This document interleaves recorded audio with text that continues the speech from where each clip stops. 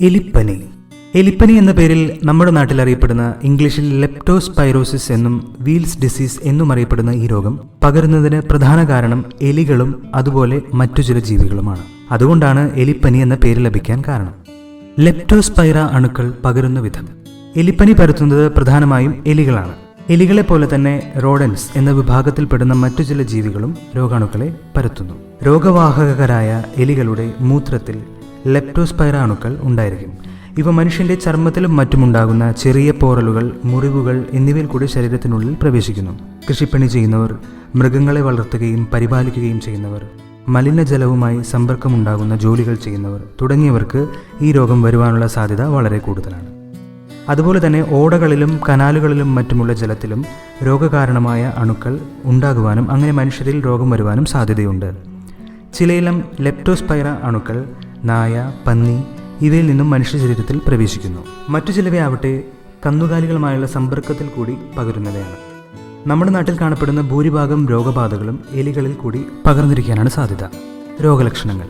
നല്ല ഒരു ഭാഗം രോഗബാധകളും ഗുരുതരമല്ലാതിരിക്കാനാണ് സാധ്യത.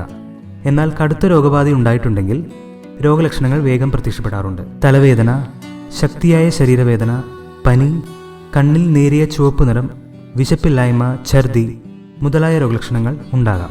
ചില രോഗികളിൽ ദേഹത്ത് തടിപ്പുകൾ ഉണ്ടാകാം. കരൾ, പ്ലീഹ ഗ്രന്ഥികൾക്ക് വീക്കം ഒരു വിഭാഗം രോഗികളിൽ കാണപ്പെടുന്നു. രോഗബാധയുണ്ടായി ഒരാഴ്ചയ്ക്ക് ശേഷം രോഗബാധ സൂചിപ്പിക്കുന്ന പ്രത്യേകതരം വസ്തുക്കൾ രോഗിയുടെ രക്തത്തിൽ കാണപ്പെടുന്നു.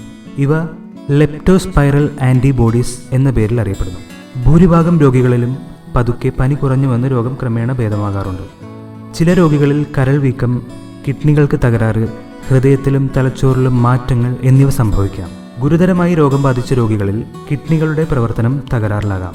കരൾ, കിഡ്നി, ഹൃദയം ഇവയിൽ രോഗബാധ മൂലം തകരാർ സംഭവിക്കുന്ന രോഗികളിൽ ഏകദേശം 20% പേർ മരണപ്പെടാൻ സാധ്യതയുണ്ട്. ഭൂരിഭാഗം രോഗികളിലും മേൽപ്പറഞ്ഞ പ്രത്യാഘാതങ്ങൾ സംഭവിച്ചിട്ടില്ല എങ്കിൽ 3-4 ആഴ്ചകൾ കൊണ്ട് രോഗം ഭേദമായി വരുന്നു. രോഗം ഭേദപ്പെട്ടാൽ പിന്നീട് മറ്റ് ദൂഷ്യഫലങ്ങളൊന്നും ഉണ്ടാവുകയില്ല.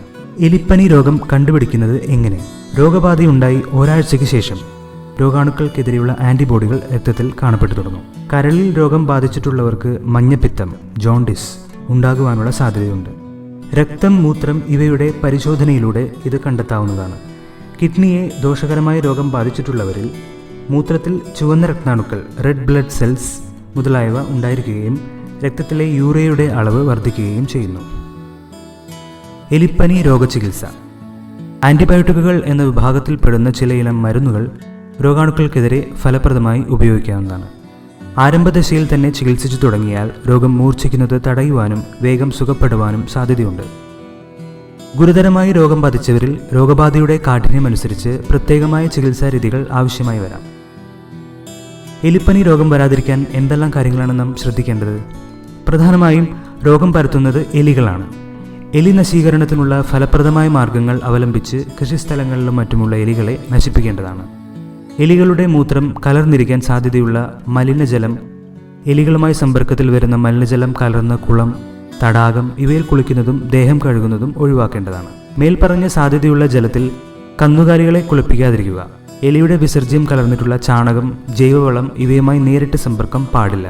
ഒഴിവാക്കാൻ വയ്യാത്ത സാഹചര്യത്തിൽ കൈകൾ റബ്ബർ ഉറകളോ മറ്റോ ഉപയോഗിച്ച് ആവരണം ചെയ്യുക.